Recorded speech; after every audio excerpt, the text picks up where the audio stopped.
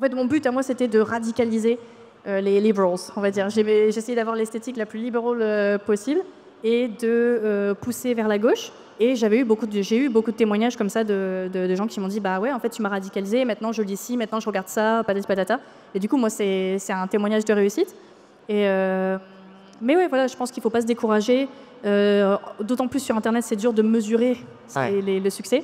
Mais après, je veux dire, regarde, si c'est pas ça le succès, hein, quand même.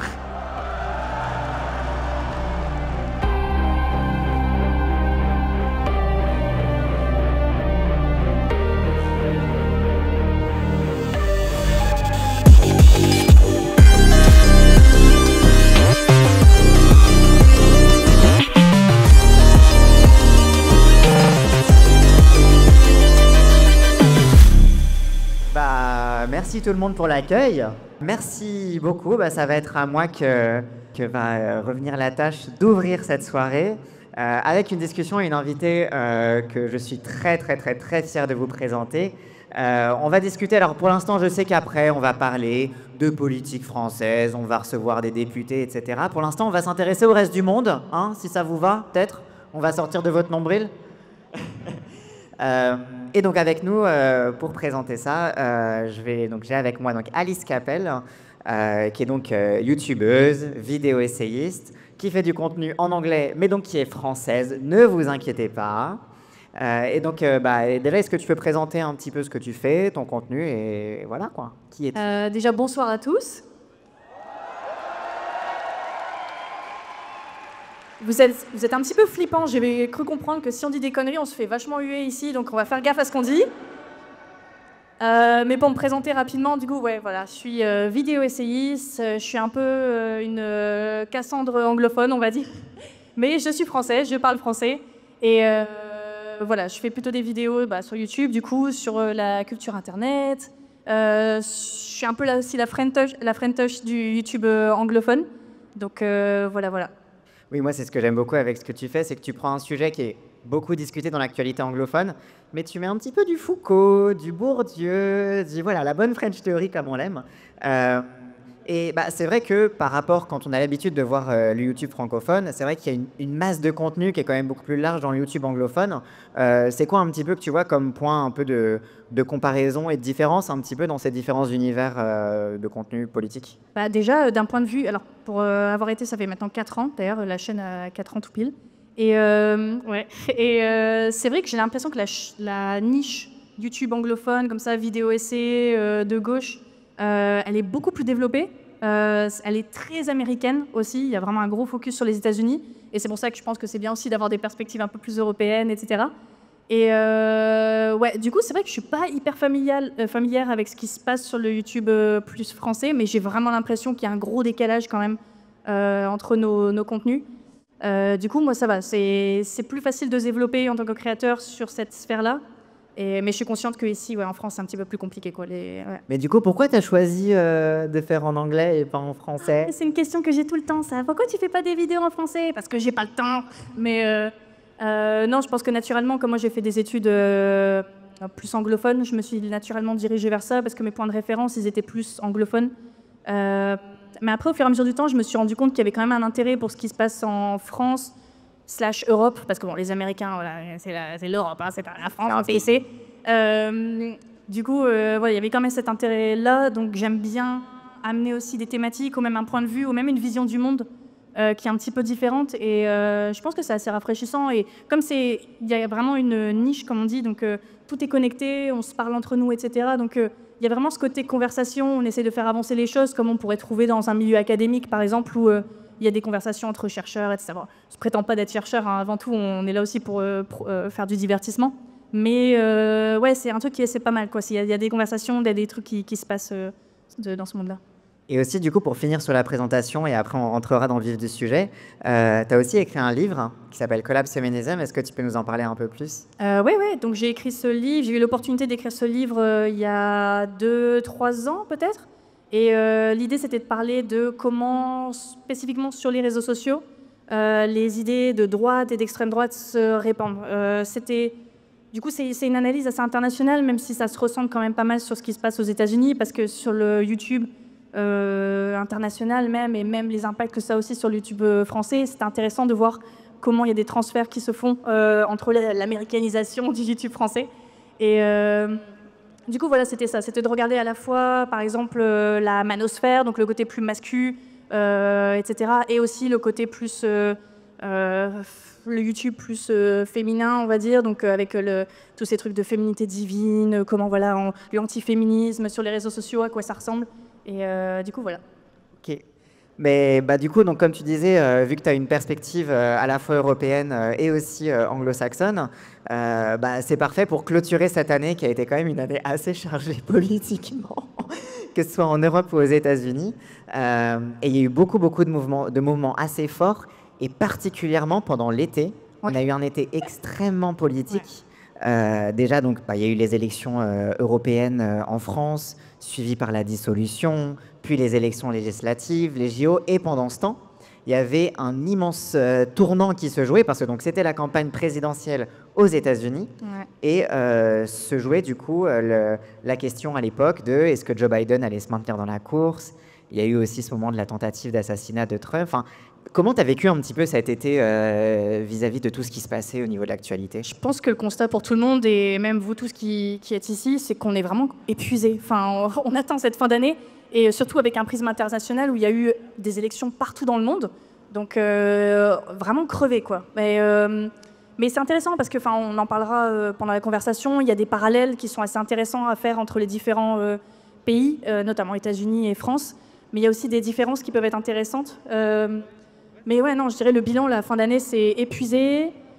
Je pense aussi que le fait qu'on était dans une année élection, ça a aussi un peu changé notre façon de discuter, de faire de l'activisme, etc. On s'est recentré sur des trucs très stratégiques. Parfois, on a perdu un peu nos visions long terme, on va dire. On s'est un peu rabattu sur des trucs court-termistes. Mais bon, je pense qu'on en parlera pendant toute la soirée. Du coup, ouais, je dirais ça. Ouais. Parce que du coup, en effet, ce qui s'est passé, donc, du coup, on va commencer finalement par parler de la campagne présidentielle états-unienne, parce que j'ai l'impression qu'elle n'a pas été tant commentée que ça en France, enfin, à part dans vraiment les dernières semaines, et avec évidemment la surprise pour beaucoup de milieux de la réélection de Donald Trump. Mais du coup, les différents moments de la campagne ont assez peu été analysés, et comme en ce moment, c'est le post-campagne et c'est un petit peu le moment du bilan, ça nous permet aussi un petit peu de comprendre mieux ce qui se joue dans la politique états-unienne et ce qui peut se jouer chez nous. Et c'est vrai que du coup, si on reprend un petit peu cette chronologie des vacances d'été, du coup, il y a eu la tentative d'assassinat sur Trump, c'était le 13 juillet. Ouais. Et ensuite, quelques jours plus tard, donc Joe Biden, donc, était le président qui était candidat à sa réélection. Il y avait des doutes sur est-ce qu'il était sénile ou pas, etc. Et il a annoncé officiellement qu'il se retirait de la course. Et le lendemain, du coup, presque magiquement, en fait, sans qu'il y ait de primaire, sans quoi que ce soit, tout de suite, en fait, Kamala Harris, qui était donc la vice-présidente, s'est présentée et a lancé sa campagne avec un lancement de campagne. Peut-être qu'on peut commencer là-dessus. Ouais. Avec un lancement de campagne qui a été immédiatement suivi d'une espèce de trend et d'une façon un petit peu de mèmes qui se sont développés autour de ça, puisque donc il y avait eu l'album de Charli XCX, Brat, qui était sorti avec sa pochette assez iconique, bizarre et tout. Et Charli XCX qui a tweeté Kamala is Brat. Ça a lancé un truc, mais et on sentait qu'elle partait un peu sur cette tendance-là, où elle avait déjà commencé à chercher des endorsements, donc de célébrités, voilà, plutôt des célébrités femmes d'ailleurs. Donc il y avait quand même cette tendance-là qui démarrait. Mais alors le Kamala is Brat, donc en gros Kamala est cool, ça a été vraiment un moment où j'ai l'impression qu'elle s'est dit ok, on va partir là-dessus. Et à partir de ce moment-là, c'était vraiment que mème sur mème. Alors ceux qui sont vraiment chroniqués online, comme on dit, ils ont dû suivre avec les cocotiers. Il y a eu quoi encore, parce qu'à un moment, elle a dit oui, vous vivez dans un contexte et une société, vous n'êtes pas tombé d'un cocotier. Alors du coup, tout le monde a repris la noix de coco. Voilà, elle a essayé d'attirer un public Gen Z, millénial, par les réseaux sociaux, avec la culture mème, qui, étonnamment, en fait, c'était Trump qui avait un peu commencé cette tendance-là durant les précédentes élections américaines. Et elle est vraiment partie à fond dessus. Mais je pense qu'on pourra en discuter, mais le fait de partir directement sur une campagne très mème, on va aller chercher le plus de célébrités possibles qui vont venir sur scène et dire oui, Kamala, elle est géniale et tout ça, c'est aussi une façon de cacher un manque de propositions. Donc Kamala, clairement, son élection, elle a reposé sur 2 gros piliers. C'est tout ce côté très endorsement, les trends, les mèmes, etc. Et le droit à l'avortement. Ouais, c'est vraiment centré à fond là-dessus. Donc, directement, ça a donné une campagne qui était assez genrée sur ces 2 gros aspects. Et j'ai l'impression qu'une grande partie de sa campagne, c'était de convaincre les hommes de voter et de se joindre aussi à la campagne, qui avait une esthétique très femme, très pro-femme, etc. Oui, parce que c'était vraiment... Et en plus, c'était une forme particulière de féminisme, qui est une forme de féminisme plutôt libérale, le côté très girl boss. Et c'est vrai que ça arrivait finalement à un moment de la vie culturelle et politique des États-Unis où, depuis la première élection de Trump en 2016, on a beaucoup commenté même sur Internet cette vague de contenu et de politisation masculiniste. Il y a une véritable politisation du genre à ce niveau-là. Et en même temps, un parti démocrate qui perd progressivement, enfin si on compare avec l'époque Obama, où ce côté très célébrité, le côté où on la joue à la cool, on joue au basket et tout, on avait le sentiment que le Parti démocrate essayait un petit peu de faire revivre un petit peu ce moment-là Obama, mais sans vraiment toucher à la patte en fait de à quoi avait ressemblé l'électorat, particulièrement post-Occupy Wall Street, post-crise de 2008, etc. Ouais, c'est sûr. Non, elle a vraiment cherché et d'ailleurs, en faisant venir Michelle Obama de nombreuses fois, la campagne Hope, en fait, c'est la campagne d'Obama.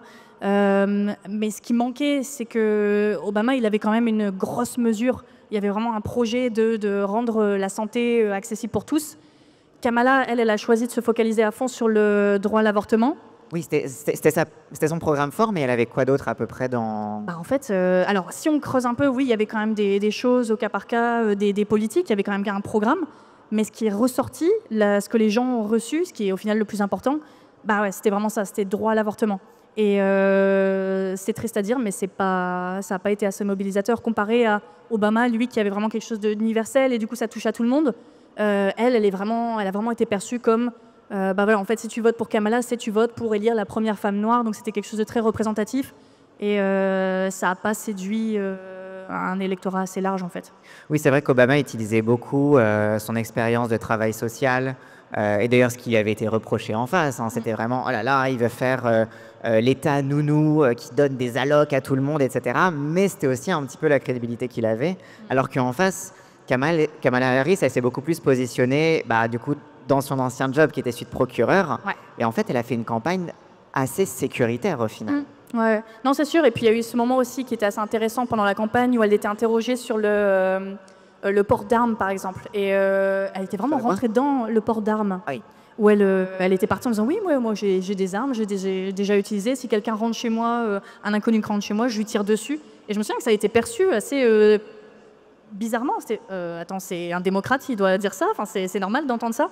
Et je pense que c'est un élément aussi intéressant parce qu'en tant que femme noire, voilà, les gens vont la percevoir d'une certaine façon et elle a voulu vraiment essayer de se rendre légitime en abordant des sujets plus, comme tu dis, sécuritaires, de se présenter comme une personnalité forte, une personnalité law and order, comme on dit aux États-Unis, donc voilà, la force, la sécurité. Et... d'un côté, on peut comprendre parce qu'effectivement, même avec un programme, des discours qui paraissaient très à droite et qui, au fond, étaient très à droite, le fait que ce soit une femme noire, beaucoup de gens perçoivent déjà ça comme trop progressiste. Oui, c'est vrai qu'en face, les Trumpistes, ils ont immédiatement fait une contre-campagne contre elle en la présentant comme une wokiste qui parlait trop des trans, etc., simplement parce qu'elle était noire, alors qu'en réalité... Elle a quasiment, j'arrive d'ailleurs même jamais parlé des trans. Je crois que c'était une fois en interview, elle a un peu répondu vite fait. Non. Mais c'est vrai que c'était pas du tout. Au contraire, les meetings que j'ai pu regarder de Kamala Harris, c'était très le rêve américain. On va retrouver le rêve. Enfin, c'était un peu ses platitudes. Obama, c'était vraiment la tendance Obama qu'elle a essayé de faire revivre.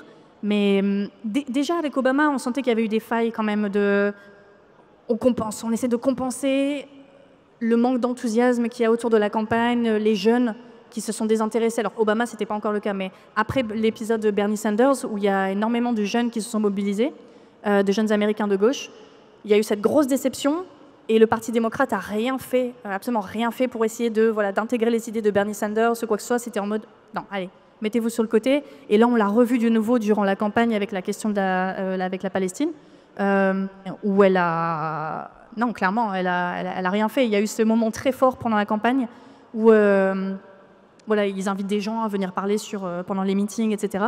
Et elle a refusé que... alors, je ne sais plus, je crois que c'était le comité représentation des communautés arabes, ou je ne sais plus quoi exactement, mais elle leur a refusé de venir parler alors qu'il y avait une famille israélienne dont la fille, qu'il y avait des otages dans la famille, qui, eux, avaient pu venir parler. Et là, c'était un moment fort où la jeunesse américaine s'est dit non, en fait, on ne peut pas lui faire confiance. Oui, et au final, quand on contraste ça avec du coup l'échec de la campagne, à la fois au travers du vote populaire et simplement sur le fait qu'elle n'a pas été élue, on a l'impression du coup que le Parti démocrate n'a plus saisi en fait son électorat. Et quand on regardait par exemple qui avait voté pour Trump, etc., on voyait par exemple que dans le vote des communautés latinos, ça avait plus voté. Enfin, en fait, dans la plupart des communautés racisées, ça avait un petit peu plus voté pour Trump. Les communautés noires qui votaient quand même largement pour les démocrates, puisque historiquement, il y a quand même une politisation assez large. Mais j'ai l'impression qu'il y a eu un petit peu une innocence vis-à-vis de l'électorat démocrate, comme si automatiquement, ils n'avaient pas le choix que de voter pour les démocrates et qu'ils étaient captifs, bref. C'est vraiment ça, c'est Trump est pire. Trump est pire, votez pour nous, nous on est les défenseurs de la démocratie. Mais en fait, ça vend plus, ça, juste de dire on est les défenseurs de la démocratie.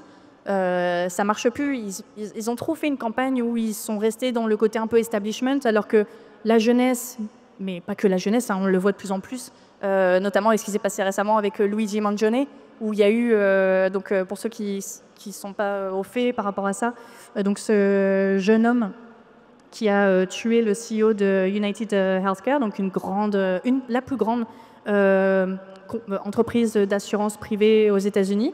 Donc ça, c'était un symbole politique assez fort. Et voilà, quoi. Enfin, il y a presque un soutien bipartisan de ce gars-là. Même dans les commentaires du youtubeur conservateur Ben Shapiro, même dans ses commentaires, tu avais des gens de droite qui étaient fans de lui qui disaient non, là-dessus, nous aussi, on s'en fiche du patron d'United Healthcare. Non, c'était assez fascinant. Il se passe vraiment quelque chose dans la société américaine où il y a un sentiment anti-establishment qui, on pourra en parler, mais qui se donne des airs un peu anticapitalistes. Mais bon, on sait que c'est pas vraiment ça.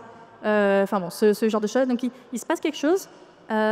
Et les démocrates, au lieu d'essayer de se mettre à jour et d'intégrer les idées de Bernie Sanders, par exemple, ou c'est ce genre de personnalité, ils décident de continuer sur le non, on reste dans l'establishment. Et au-delà d'un choix, en fait, c'est juste la réalité aussi que le Parti démocrate a été complètement envahi par les lobbies, et on l'a vu un petit peu avec Obama aussi, où après que sa campagne pour l'accès universel à la santé a un peu échoué, c'est passé, mais bon, ça a été vraiment détricoté. Le fameux Obamacare, comme voilà, ça a beaucoup été appelé. Ouais. L'Obamacare qui a été complètement le texte initial et le texte qui est passé, voilà, il y a eu énormément de choses qui ont été enlevées. Et du coup, on est parti sur quelque chose c'est Michelle Obama en particulier, qui a lancé cette campagne un peu plus fun, où voilà, on va mettre des hashtags, allez, on mange sainement, on fait ci, on fait ça. Et je trouve que c'est intéressant parce qu'en fait, Kamala Harris, elle a continué sur cette tendance-là, où voilà, on sait que ça ne va pas passer. De toute façon, dans le parti, il y a plein de gens qui ne veulent pas que ces réformes plus sociales passent. Donc, on va partir sur les trucs un peu plus cool, les trucs un peu plus fun, et croiser les doigts pour que ça marche. Malheureusement, ça ne marche pas. Et en plus, il y avait cette idée, en fait, comme en face la campagne, enfin aussi sur la fin de la campagne, le discours de Kamala Harris, c'était de dire que Trump est un fasciste, que voilà, c'est le mal absolu, ce qui ne fonctionne pas de façon, c'est-à-dire que déjà, il a déjà été président, donc les gens qui ont besoin d'être convaincus que le fascisme c'est mal, ça ne va pas marcher. Et ensuite, il y avait aussi un aspect qui était très, on va dire, comment est-ce que je peux résumer ça ? Presque parier sur le fait que l'extrême droite allait tellement taper sur les minorités qu'elles n'auraient pas le choix que de voter pour les démocrates, quel que soit leur programme. Ouais, c'est ça. C'est ce qu'on a vu au Madison Square. Ouais, non, c'était assez fascinant parce qu'après, voilà, comme tu disais tout à l'heure, au final, il y a eu quand même un mouvement de plus en plus de votants issus de populations minoritaires. se mettent à voter Trump. Donc il y a quelque chose, en fait, on ne peut pas le nier. Et c'est marrant de voir que le Parti démocrate est un peu encore dans cette tradition de bah non, bah, ils vont voter pour nous, les Noirs, non, mais c'est bon, ils vont voter pour nous. Bah non, en fait, ça marche plus comme ça. Donc ouais, c'était assez frappant. Ouais. Oui, c'était pendant la campagne de Trump. Il y avait le meeting au Madison Square Garden où un humoriste était venu et avait commencé à dire des trucs insultants sur les portoricains. Et du coup, en face, bah, les démocrates ont eu plein de soutien de personnalités portoricaines. Et en fait, j'ai l'impression que c'est peut-être l'arithmétique qu'ils ont fait en mode non, mais que l'extrême droite leur tape dessus, ils reviendront à la maison. Presque un truc, presque on n'a même pas besoin de pensée politique en fait. Ouais, clairement. Et puis même quand on regarde les commentaires aussi les chaînes plus establishment, donc les chaînes plutôt un peu démocrates qui commentaient, je me souviens d'un commentaire en particulier après qu'elle ait perdu du coup, quelqu'un qui disait mais non, mais c'est historique ce qu'elle a fait. Il n'y a jamais eu une personnalité politique qui a eu autant de soutien de célébrités et tout ça. Non, ça marche pas en fait. C'est pas une victoire d'avoir un machin, un truc. D'autant plus qu'il y a vraiment un détachement, surtout chez les plus jeunes, un détachement des célébrités où on n'admire plus autant. Enfin bon, il y a toujours ces d'admiration, etc. Mais il n'y a plus autant ce truc de bah, parce que machin me dit de voter pour bidule, et bah, je vais le faire quoi. C'est plus différent. Oui, c'est vrai qu'il y a davantage dans nos générations un regard plus critique sur la célébrité. Ouais. Tout le monde a cancel une célébrité déjà, voilà, c'est bon, on sait qu'il faut brûler nos idoles. Mais aussi, comme ce que tu disais sur le sentiment anti-establishment qui est de plus en plus majoritaire en fait et qui fédère de toute partie du spectre politique, bah, il y a aussi un sentiment, enfin, c'est comme, voilà, c'est Taylor Swift, ok, c'est la célébrité qui a le plus d'influence au monde, mais en même temps, tout le monde lui a acheté dessus pour son jet privé. Donc il y a ce truc où en fait les célébrités sont devenues le symbole de quelque chose qu'on déteste aimer et qu'on aimerait bien faire tomber, quoi. Ouais, c'est ça. Et là, on parle beaucoup de Kamala, mais c'est intéressant aussi de voir tout ce qui s'est passé du côté de Trump. Donc dans les meetings, etc., c'était les insultes, parfois vraiment atroces. Mais tout le travail qui a été fait derrière est aussi intéressant à regarder. Donc au niveau des podcasts, par exemple, donc le plus gros podcast aux États-Unis, donc Joe Rogan. Qui était anciennement plutôt vers les démocrates et qui s'est déplacé progressivement vers Trump, justement avec cette idée de l'anti-establishment, avec voilà, des trucs un peu anticapitalistes, etc. Et Joe Rogan, il fait vraiment partie de cet écosystème d'influenceurs.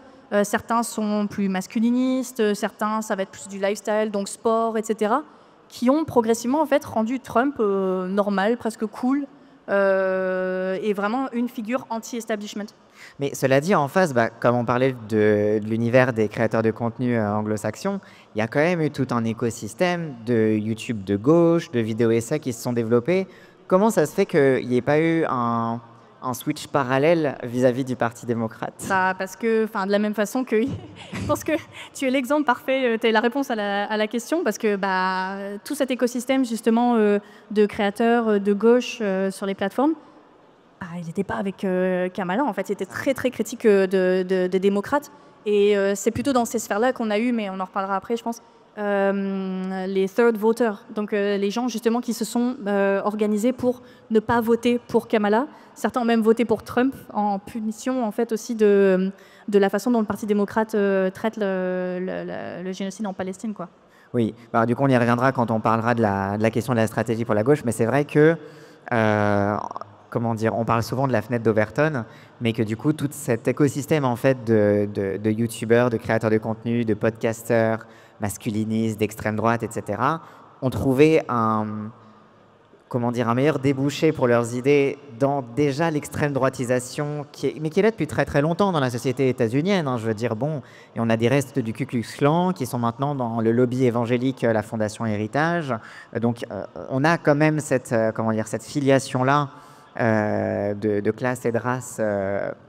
Mais du coup, en effet, c'est qu'il y avait déjà un terrain fertile historiquement, finalement, pour l'extrême droite, là où pour la gauche, c'est quand même le pays du macartisme, et c'est quand même un pays, même au sein du Parti démocrate, vu qu'il y a ce système de bipartisme, d'un verrou à l'intérieur du Parti démocrate pour pas que des idées de gauche se développent, et pour pas que ça remette en question toutes les personnes qui vont financer les campagnes, qui vont avoir des intérêts économiques, avoir Kamala Harris gagner, etc. C'était notamment une sociologue qui s'appelle Marlène Banquet, qui étudiait un petit peu ça et qui montrait en fait que quand on observait la campagne états-unienne, on observait que les soutiens du Parti démocrate, c'est la finance à l'ancienne, les industriels, voilà, ceux qui sont là depuis très très longtemps.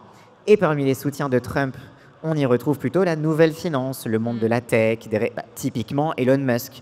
Et aussi, on voit que Donald Trump s'est lancé dans beaucoup d'aventures économiques pour créer des réseaux sociaux d'extrême droite, etc. Enfin, il y a eu aussi cette guerre à l'intérieur même, finalement, du monde financier entre ces deux générations, ces deux étapes-là. Il y a eu un moment crucial, je pense aussi, c'était avec le Covid, justement, où tout le discours anti-pharma a été vraiment capitalisé par la droite américaine. Une figure importante de ce mouvement-là, c'est Steve Bannon, qui a en fait fait le travail que la gauche est censée faire, c'est-à-dire anti-pharma, anti-capitalisme, etc. C'est la gauche qui est censée avoir ce discours. À ce moment-là, c'était compliqué parce que la gauche ne voulait pas avoir un discours qui pouvait partir vers des conspiracy theories, et puis on ne met plus les masques et on ne prend pas les vaccins. Donc du coup, il y a eu un peu une mise en retrait, on a diminué un peu les critiques à ce niveau-là, mais du coup, ça a vraiment créé un couloir pour la droite pour s'installer dans cet univers-là de l'anti-establishment par l'anti-pharma. Et ça a marché au point que quelqu'un comme Steve Bannon, il a organisé complètement un mouvement où on est passé juste d'affect anti-establishment, raciste, etc., à des mouvements organisés, des gens qui, pour les nouvelles élections, par exemple, se sont déplacés dans les bureaux de vote pour être sûrs que l'élection n'était pas truquée, hein, parce que c'est ça aussi, hein. Au-delà du Covid, c'était aussi l'élection volée. Ça a vraiment mobilisé les gens, en fait. Donc, juste pour résumer, donc, pendant l'élection de Joe Biden, il y avait eu toute une campagne qui s'était organisée pour prouver qu'il y avait eu du bourrage d'urnes, et c'était sur fond, en effet, de complotisme sur le Covid, parce que les restrictions liées au Covid avaient modifié aussi l'organisation des bureaux de vote. Voilà, c'est ça. Donc, c'est inquiétant, en fait, de voir que tout ce discours anti-establishment, du coup, encore une fois, qui se donne des airs un peu anticapitalistes, a été complètement monopolisé par la droite américaine, ou ce que certains appellent la New Right aussi. Et ça a fait le fondement un peu de pourquoi Trump est devenu quelqu'un pour qui on peut voter, en fait, au-delà des insultes, etc. Au final, est-ce que c'est pas lui la vraie feature, la vraie personnalité anti-establishment? Mais c'était marrant parce que tu avais fait une vidéo aussi là-dessus où tu faisais le lien aussi entre toute cette question de la méfiance autour du Big Pharma et comment ça avait été aussi facilement politisé contre la pilule contraceptive, contre l'avortement, dans tout ce discours un petit peu aussi de retour à la nature, entre guillemets, féminin. Ouais, parce qu'à chaque fois, il y a un peu les deux côtés. Il y a le côté plus masculin, on va dire, où on a Joe Rogan, etc., les mondes un peu plus fitness, etc., où on a politisé autour des questions de santé, bien-être, nutrition et tout ça, en mode reprendre, voilà, être une personne forte, etc. Et du côté femme, il y a eu un gros backlash aussi, ouais, avec, du coup, ça commence avec l'avortement. Mais après l'avortement, c'est la pilule contraceptive. Et c'était vraiment intéressant de voir comment, encore une fois, des discours pro-femmes en disant « Regardez, tout le système Big Pharma qui profite de vous avec les pilules contraceptives, c'est pas bon pour votre santé, etc. Nous, on va être les porte-paroles de vous, les femmes. On va défendre votre santé. Arrêtez de prendre la pilule. » Ce genre de choses, voilà. Tournez-vous vers la religion, ou là, ce genre de discours, et c'est inquiétant en fait, et il faut qu'on ait une voix forte aussi à gauche pour contrer tous ces discours-là, ou au moins donner une alternative. Et donc ce que je trouve assez fascinant, c'est du coup comment tous ces discours anti-establishment se décantent. Donc on l'a vu comment ça se décante au travers des discours sur le genre, aussi sur le truc de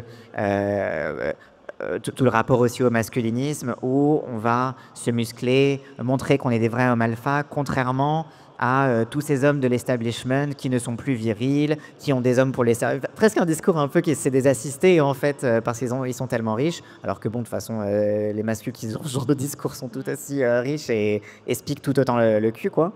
Mais donc, c'est marrant parce que ça s'exprime au travers des discours sur le genre, mais aussi particulièrement sur le discours, en fait, de la classe et de la race, et en fait, comment ces questions-là sont intrinsèquement liées, et surtout comment cette élection nous a montré à quel point ces questions-là sont intrinsèquement liées. On peut voir le résultat de l'élection sous plusieurs angles, et chacun a sorti un peu sa théorie de pourquoi Kamala Harris a perdu. Mais c'est vrai qu'un angle qui, pour le coup, fait sens aussi en France, c'est de se rendre compte et de parler du fond raciste quand même d'une partie de l'électorat, et beaucoup de l'électorat Trump, où les gens se déplacent vraiment pour aller voter pour Trump. Et pour revenir à ce que tu disais tout à l'heure, où une grande partie de l'électorat démocrate ne comprend pas, en fait. Et on avait eu la même chose aussi durant la dernière élection, où c'est mais pourquoi ils votent pour... Enfin, ça paraît tellement mais dingue, en fait. Pourquoi les gens vont voter pour Trump? Mais parce que, ouais, effectivement, il y a ce fond raciste qui s'est installé, qui a été diffusé aussi par les médias, tout un écosystème de médias de droite ou d'extrême droite. Et en fait, il est là et il faut le prendre en compte. Et ce qui est intéressant, c'est de voir justement, comme tu disais, comment ça s'insère aussi dans le discours d'un discours social presque, voilà, des assistés, etc. Les deux sont intimement liés. Mais on ne peut pas renier ce fond raciste qui fait qu'on ne va pas élire une femme noire, mais par contre, on va aller donner nos votes à un mec qui balance des âneries. Enfin, parmi les âneries que Trump a sorties, il y avait des trucs comme les immigrés asiatiques mangent des chiens et des chats. Enfin, c'était des Haïtiens. C'est Trump qui avait dit qu'il y a Haïtiens. Je cherchais tout à l'heure, mais c'est impressionnant. Ouais, mais je trouve que ce qui est fascinant, c'est que en France, on a toujours tendance à dire non, mais le racisme, c'est aux États-Unis parce que quand même, ils ont eu l'esclavage. Nous, ça va. Nous, on est universalistes. Mais ce qui est fascinant, c'est d'étudier finalement les États-Unis comme le berceau du néolibéralisme et comme ayant été le blueprint en fait de ce qui commence à arriver en France, notamment sur l'organisation de la société et sur l'importance du néolibéralisme comme quelque chose de racial. C'est-à-dire que c'était Stefano Palambarini qui en parle dans le bouquin L'Institut La Boétie qui vient de sortir. Petite promo. Mais qui parle justement du fait que dans les années 90, il y avait un peu une promesse néolibérale de c'est le début de la méritocratie, c'est bon, c'est la fin de l'histoire, on va enfin pouvoir, je sais pas, maintenant quand tu vas travailler à l'école, tu vas vraiment t'en sortir. Enfin, il y avait vraiment cette promesse-là, quoi. Et au tournant des années du coup 2008, en fait, finalement, avec la crise des subprimes et l'immense politisation de toute une génération, c'est pour ça que quand on est revenu sur Obama, en fait, ce switch-là de la crise de 2008 a été très important. Il y a eu Occupy Wall Street, et ensuite, ça a été vraiment l'origine, finalement, même chez certains producteurs de contenu de gauche aux États-Unis, on peut retrouver aussi leurs origines de leur politisation à ce moment-là de Occupy Wall Street, et où, en fait, finalement, le discours du néolibéralisme, y compris chez les personnalités politiques, chez les journalistes, c'était plus on vous promet quelque chose, une utopie, c'est il faut se serrer la ceinture, il faut voir qui on sacrifie.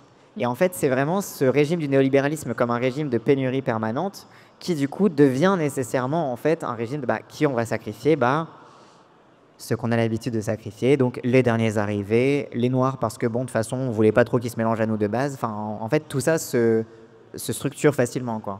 Et c'est d'ailleurs des critiques qui avaient été faites à Kamala Harris durant sa carrière en tant que prosécuteur, où elle avait mis en place des mesures qui ont entraîné la mise en prison de populations majoritairement noires.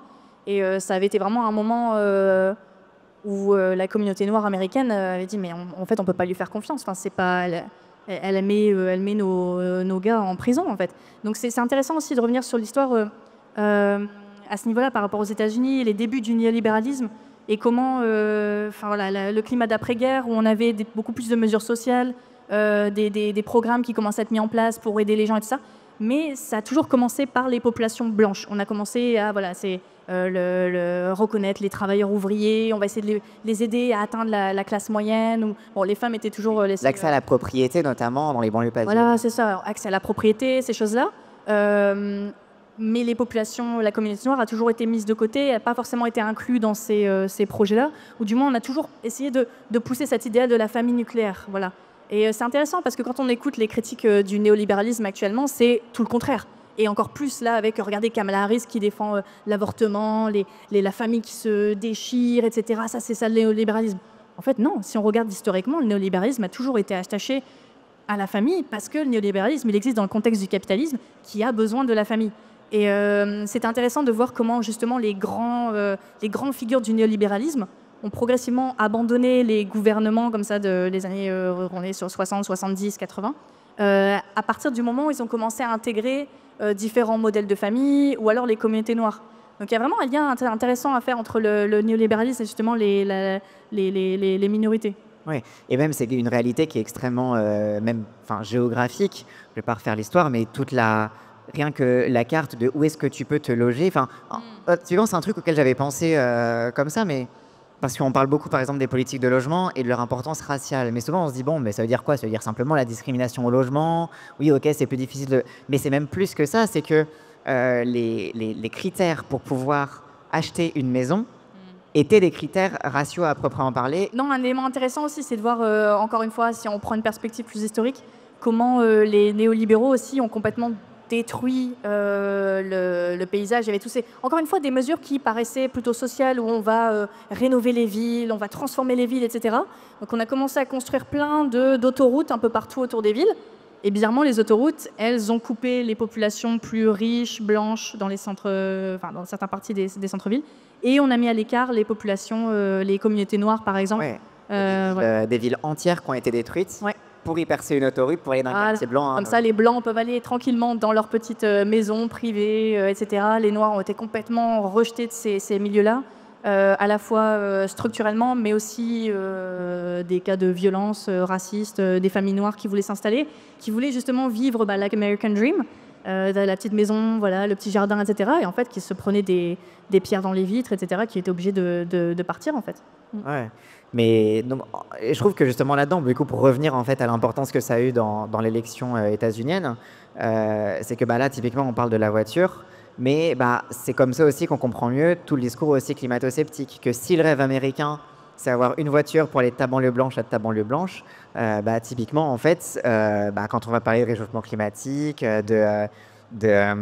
d'énergie fossile, etc., ça va être beaucoup plus facile de mobiliser ces affects qui sont déjà existants et qui sont historiques, en fait, de la classe moyenne blanche, plutôt que de leur dire quand même, il va falloir changer de mode de vie, quoi. Donc il y a aussi...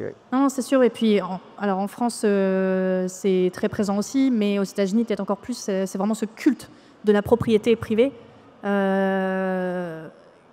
a un niveau... Enfin, je veux dire, moi qui passe beaucoup trop de temps sur les réseaux sociaux, des vidéos des fois de gars qui, s'il y a une voiture qui est parquée un petit peu sur le parking ou un petit peu sur la pelouse, c'est le gars qui va sortir avec son flingue, tu as envie de dire wow, ok, d'accord, super.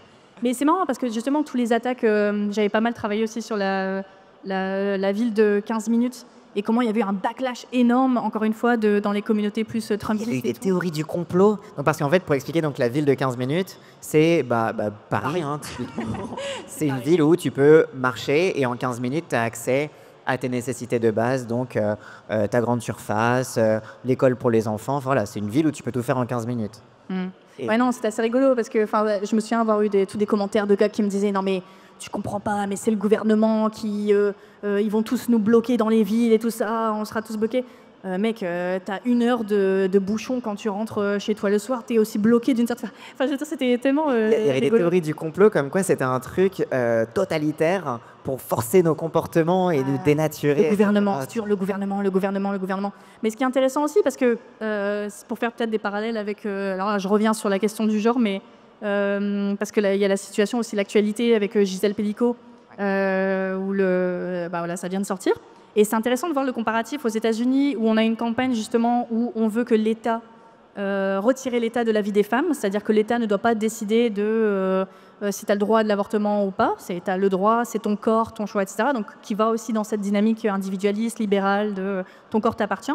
Alors qu'en France, on est plus sur une dynamique de essayer d'acquérir des choses à travers l'État. Donc on a eu la constitutionnalisation de la liberté d'avortement, si je ne dis pas de bêtises. Et là, récemment, avec la justice et une forme de jouissance aussi de voir voilà, les condamnations, les noms, les uns après les autres. Donc c'est intéressant de voir aussi comment, sur la question du genre, par exemple, il y a une vision différente à ce niveau-là. Ouais. Mais cela dit, ce qui est fascinant, c'est qu'en France aussi, au travers de l'extrême droite, de toute façon, quand tu reprends le RN, enfin le FN à l'époque, il y avait un discours thatchérien. Jean-Marie Le Pen, il était totalement pour Thatcher, il soutenait les réformes de Chirac, enfin voilà, c'était... Mais... on retrouve ce même discours de hantise de l'État. Je crois que c'était particulièrement Zemmour qui était là-dedans, mais Marine Le Pen un petit peu, même si elle devait un petit peu donner des gages de on est un peu social. Mais ce truc-là de il faut moins d'État et une admiration pour ce que pouvait faire Javier Milei en Argentine avec sa tronçonneuse en mode oui, on va tronçonner des pans entiers de l'État pour faire des économies. Et il y a quand même ce truc-là qui commence à arriver en France. Au travers finalement des mêmes milieux, du milieu de la tech, d'une certaine extrême droite, je ne sais même plus si on peut dire décomplexée à ce stade, mais ça commence un petit peu, et ce qui peut choquer un peu, parce qu'on a l'impression, dans notre côté un peu européen, citadelle assiégée, qu'on serait immunisé contre ça, quoi. Ouais, non, mais c'est intéressant de voir comment on va utiliser l'État pour tous les trucs sociaux, voilà, pour enlever les droits aux minorités, etc. Donc là, on a besoin de l'État pour ça. Mais après, sur le reste, c'est complètement libertaire. Donc, mais libertaire dans le sens américain, donc libertarien plutôt peut-être, où l'État doit être complètement inexistant sur tous les points de vue économiques, la propriété privée, sur je gère ma vie comme je veux, dans ma petite maison, avec mes armes, etc. Donc il y a ce truc-là. Et c'était marrant justement de voir la réaction de Trump à Luigi Mangione, donc, qui a tué le CEO de United Healthcare, où en fait... c'est pas bien. Non, c'est pas bien. Non, non, non, non. Le meurtre, c'est... Ah, non. Ce n'est pas bien de tuer. Du coup, ah oui, oui. Et du coup, Trump, qui était un petit peu gêné, parce que comme tu disais tout à l'heure, où il y a eu un soutien intéressant, bipartisan, et il y a plein de gens qui disaient non, non, c'est pas vrai, c'était pas bipartisan, c'est juste tous les gauchos qui ont liké. 40 000 likes sur Facebook, c'est pas des jeunes gauchos qui vont liker sur Facebook. Il n'y a plus de gauchos sur Facebook. C'était des streamers américains qui disaient c'est vos tantes qui ont été likées, les tantes qui mettent les mimes, les trucs de Minions, et tout ça, c'est elles qui ont été likées. Mais ce qui paraît très probable. Mais et ouais, il était un petit peu gêné, quoi, parce que c'était en mode bon, certes, ça va un peu dans le sens où je suis en train de partir avec ce truc un peu nationaliste, anti-establishment et tout. Mais en même temps, j'ai tous mes soutiens néolibéraux, etc. Donc, on sent que c'est intéressant. On ne sait pas comment ils vont s'en sortir. Est-ce qu'ils vont réussir à garder cet esprit un peu anti-establishment, anti-capitaliste, ou est-ce que ça va leur retomber dessus parce qu'au final, ils peuvent pas partir à fond là-dedans. En fait, c'est fake. C'est pas. Ouais, et c'est ce qui arrive sur finalement un peu la transition vers notre dernière partie. C'est finalement quelle est la perspective pour la gauche. Typiquement, avec l'affaire Luigi Mangione, avant même qu'on sache son prénom, il y avait pas mal de gauchistes qui étaient en mode ah ben voilà. Vous saviez pas quoi faire pendant la campagne, vous nous avez fait chier, hein, Kamala, faut pas voter Kamala. Là, vous avez un truc très concret. Tout le monde déteste le système de santé états-unien. Parlez-en, politisez, c'est super. Ouais. Et en fait, ça pose la question du coup des perspectives. Pendant la campagne, les perspectives étaient bloquées puisque c'est un système bipartisan avec plusieurs échelons en fait de vote qui verrouillent encore le truc. Et du coup, le débat s'était posé à ce moment-là pour la gauche de voter pour un third party, donc un parti tiers. Donc c'était notamment le parti écolo de Jill Stein. Et alors bon, autant vous dire que dès que ça propose de voter pour notre parti qu'un parti hégémonique, c'était assez à couteau tiré, on va dire. Mais c'était un petit peu un début de réflexion sur bon, comment on s'en sort de ce merdier et comment on repolitise, comment on prend ce sentiment anti-establishment qui devrait être de notre côté et comment on le repolitise correctement. Ouais. C'est délicat et puis vraiment pour le coup, au-delà de pays à pays, on a des situations très différentes où on se dit bon, est-ce que ça peut marcher dans ce cadre-là? Bon, pour Jill Stein en particulier, qui a vraiment fait sa campagne sur la voie pro-Palestine, il y a eu quelque chose, mais purement stratégiquement, ça n'a pas marché. De loin, j'ai un peu vu que j'ai eu l'impression que c'était un peu en miroir de Kamala Harris. Où Kamala Harris, elle avait un sujet, c'était l'avortement. Jill Stein, elle avait un sujet, c'était la Palestine. Ouais. Et du coup, les deux côtés étaient un peu en mode oui, mais parle-moi d'autre chose. Oui, qu'est-ce qu'on fait ouais. Bernie Sanders, je crois que c'était... au final, il s'était rangé derrière Kamala, mais très critique juste après l'élection. Donc ouais, non, mais on sent qu'il y a vraiment un sentiment de qu'est-ce qu'on fait, en fait. Et d'ailleurs, même récemment, je crois, c'était Alexandria Ocasio-Cortez, ouais. donc l'élu au Congrès, au Sénat, au Congrès Congrès, ouais. Dans une des deux chambres. Ouais.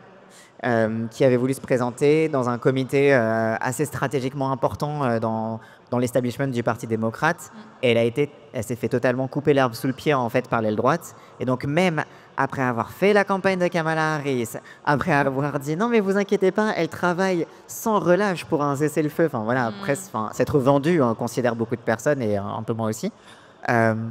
Finalement, elle a rien récolté quoi. Il y a aucun.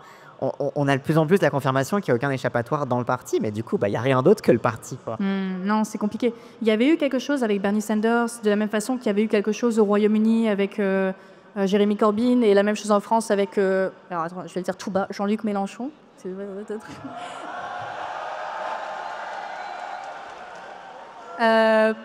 où il y avait eu vraiment, voilà, c'est un bon exemple ici, enfin la jeunesse était motivée pour faire la campagne, pour... Qu'est-ce qu'ils sont dissipés quand même ici, hein. Mais pour faire la campagne, etc. Donc il y avait eu quelque chose. Et ce quelque chose, il est un peu réapparu justement avec Jill Stein, avec la voix pro-Palestine.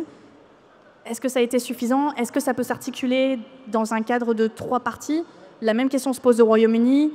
En France, heureusement, on a un système un peu différent qui permet de faire valoir ces voix-là. C'est vrai qu'en France, la présidentielle permet une plateforme nationale à finalement peu de... Bon, les 500 signatures, c'est stressant et tout le monde les a pas, hein. Coucou Révolution permanente. Mais ça donne quand même une plateforme assez large, et c'est un truc que les partis trotskistes ont toujours utilisé historiquement. C'est vrai que, et en plus un système avec 2 tours, qui permet le fameux au premier tour on vote avec le cœur, mais qui montre au premier tour un rapport de force qui est souvent considéré comme le rapport de force réel dans la société. Là où par exemple au Royaume-Uni, le système, donc c'est first past the post, c'est en gros qu'il y a un seul tour, celui qui a le plus de voix, il a gagné, point barre. Je crois que les 2 tours sont très très rares. Ouais, non, c'est délicat. Et c'est vraiment un sujet où moi, je préfère pas, je sors pas de hot take ou quoi que ce soit. Je suis un peu en désarroi parce que c'est vrai que... Et c'est pour ça, je pense que faut se rappeler que voilà, le contexte cette année, il est particulier. On a eu énormément d'élections de façon à l'international. Donc je pense que notre cerveau, il est un peu... Voilà, on est à fond sur élection, élection, stratégie, élection. Et je pense que là, peut-être, pour l'année prochaine, j'espère, prendre un peu de recul et réfléchir sur des stratégies plus long terme et essayer d'arrêter de vouloir répondre à l'immédiat. Encore une fois, je repense à Kamala Harris, où moi, personnellement, je suis plus dans les sphères féministes, et j'avais vraiment été déçue des prises de position de certaines féministes américaines, où en fait, on avait déplacé le discours de l'homme protecteur et on l'avait rendu compatible en fait dans un cadre progressiste, ou dans le sens où le vrai homme protecteur, en fait, il défend le droit à l'avortement. Mais j'ai envie de dire, mais non, mais je comprends, c'est l'élection, mais on peut pas. On peut pas même dans l'équipe de campagne, à destination des femmes, c'était chut, personne saura pour qui vous avez voté, vous inquiétez pas, le vote est secret, ne le dites à personne. Je sais que secrètement vous avez envie de moi. Et à destination des hommes, c'était sois un vrai homme, voilà, un vrai homme, il protège sa femme grâce au droit à la... Enfin, il y avait ce truc-là un peu... C'est malaisant, c'était hyper malaisant, sexiste, quoi. Et c'est sûr que dans le contexte d'élection, voilà, on prend un peu sur soi, voilà, NFP, bon, voilà. Mais là, j'espère qu'on va retrouver des vraies conversations, vraiment discuter sur le fond, sur la stratégie. Je sais qu'on va le faire ce soir avec les invités, mais... J'ai vu passer même quelques chantiers de réflexion, notamment sur le fait d'investir l'échelon local. Voilà. Est-ce que... C'est ce que tout le monde dit, un peu en dépression, c'est bon, ok, ça marche pas au niveau national, on va se retourner sur le local. Mais c'est vrai, non, en vrai, c'est vrai, juste rencontrer les gens, parler avec des gens aussi, enfin des trucs. Mais ouais. Mais il y avait un truc assez intéressant, c'était une meuf sur TikTok qui se présentait comme justement une ancienne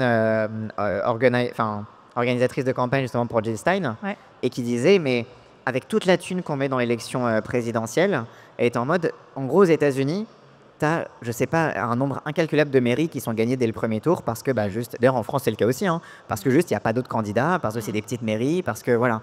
Et elle est en mode, mais si on mettait ne serait-ce qu'une fraction de la thune de la présidentielle pour aller choper toutes ces mairies, en fait, ça fait de la présence, ça fait de les... Et en fait, il y avait un peu en début de stratégie là-dedans que je trouvais assez intéressant parce qu'en plus, c'est bientôt les municipales en France, et en plus les municipales, si il n'y a pas de démission d'ici là, devrait être un petit peu le prélude en fait à la prochaine présidentielle.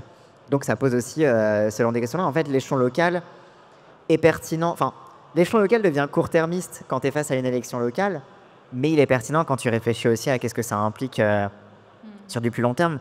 Mais bon, est-ce que c'est un peu une façon de se rassurer face à la structure un peu immuable? C'est compliqué à chaque fois. Ouais, je pense qu'il y a des choses à apprendre, que ce soit sur le local ou même aussi par rapport à nous sur la création de contenu. Qu'est-ce qu'on peut faire?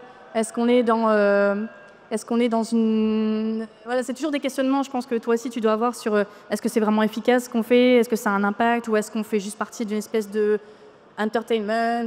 Enfin voilà, est-ce que c'est purement de l'entertainment ou pas? Bon, c'est des questions qu'on se pose tout le temps. Et c'est vrai qu'aux États-Unis, par exemple, là, moi ce qui m'avait intéressé aussi, c'était comment RFK Jr., donc quelqu'un qui fait partie de Robert Kennedy Jr. Ouais, voilà, il fait partie de toute la famille Kennedy, plutôt démocrate avant, maintenant qui est complètement avec et il a fait la campagne de Trump. Hein. Qui est rentré dans la sphère un peu de la santé par le prisme anti-vaccin. Mais c'est intéressant de voir comment toute l'organisation qu'il y a eu derrière lui, où il y a aussi des créateurs de contenu qui en fait se sont regroupés, qui se sont partagés les uns les autres sur des podcasts, etc., qui ont grandi, qui ont fini par se retrouver avec Joe Rogan. Donc voilà, encore une fois, Joe Rogan, c'est vraiment le podcasteur américain. Donc petit à petit, ils ont fait leur chemin jusqu'à arriver en fait dans l'oreille de Donald Trump. Et voilà, même si on peut pas réduire ça à ça, moi j'ai trouvé ça quand même intéressant de me dire, ils ont réussi à le faire, quoi. Du coup, il faudrait qu'on réfléchisse à comment nous aussi on peut dépasser, rendre notre travail vraiment efficace à ce niveau-là. Oui, et puis même se réconcilier avec le mainstream, parce que finalement, Joe Rogan, c'est ça, c'est une pensée qui s'est droitisée, mais une pensée qui, c'est le premier podcasteur, c'est un truc giga mainstream, et c'est vrai que souvent, particulièrement à gauche, on se méfie un petit peu de, si j'ai trop d'audience, c'est que j'ai forcément dit un truc de merde. Mais il y a un peu aussi le fait de se réconcilier aussi avec ce côté, en tout cas, c'est ce qu'on essaie de faire avec Zawa Prod, avec ce genre d'événement aussi, mais voilà, de se réconcilier avec le fait que, en fait, on a vocation à être mainstream et que en fait il faut le faire tout simplement, il faut créer en fait cet espace parce que c'est pas les médias traditionnels qui vont le créer, quoi. Non, c'est sûr. Et après oui, par rapport aux créateurs de contenu, et puis je pense qu'on va un peu finir là-dessus, mais il y a, comment dire, moi c'est une question que je me pose souvent, après parce que je vois souvent le public dans ce genre de soirée, je vois que j'ai beaucoup un public de militants et souvent je pense un peu mon contenu sur Twitch un peu comme de la formation militante. Je me dis, je parle à des militants, je parle à des gens qui vont à leur tour devoir convaincre des gens. Et c'est l'avantage de Twitch, c'est que aussi avec le chat, il y a une réponse directe en fait. Toi, par rapport à ton contenu, et d'ailleurs par rapport en fait aux gens qui consomment justement les vidéos essais, est-ce que c'est un peu similaire? Est-ce que tu as plus l'impression qu'il y a une consommation un peu plus entertainment, mais que ça amène pas trop derrière? Comment tu vois ça un peu? Je pense que oui, effectivement. Il y a cette partie quand même des gens qui regardent pour consommer et où il n'y a pas forcément de call to action, comme on dit, ou une action qui vient après. Mais en même temps, je pense que tu dois avoir ça aussi, que ce soit dans la vraie vie ou par message, des témoignages de gens qui disent voilà, moi j'ai créé ce truc-là, où je me suis regroupée avec telle ou telle personne, où on est en train de faire ça. Je sais que moi, pendant longtemps, j'essayais d'avoir une position qui... En fait, mon but à moi, c'était de radicaliser les liberals, on va dire. J'essayais d'avoir l'esthétique la plus libérale possible et de pousser vers la gauche. Et j'ai eu beaucoup de témoignages comme ça de gens qui m'ont dit ouais, en fait, tu m'as radicalisé, maintenant je lis ci, maintenant je regarde ça, patati patata. Et du coup, moi, c'est un témoignage de réussite. Mais ouais, voilà, je pense qu'il ne faut pas se décourager. D'autant plus sur Internet, c'est dur de mesurer le succès. Mais après, je veux dire, regarde, si c'est pas ça le succès, quand même.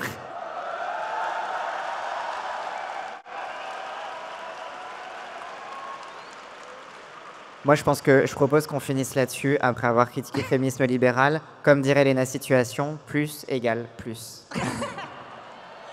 Après, c'est un peu vrai, désolé. Ça s'appelle l'émulation. Je sais pas si tu veux avoir un petit mot de la fin avant qu'on ne cède la place aux autres tauliers. Je sais pas si on m'entend là-bas. Non, mais peut-être un petit mot pour le chat, parce que c'est vrai que moi, c'est tout nouveau, j'ai pas l'habitude de ça. Oui, on vous a pas lu du tout. Ok, ouais, c'est vrai que... Non, je vais pas trop regarder parce qu'après ça va me perturber. Mais non, petit coucou à ceux qui sont dans le chat, qui nous regardent aussi. Et puis merci à tous d'être venus. Et puis le combat continue, on reste motivés.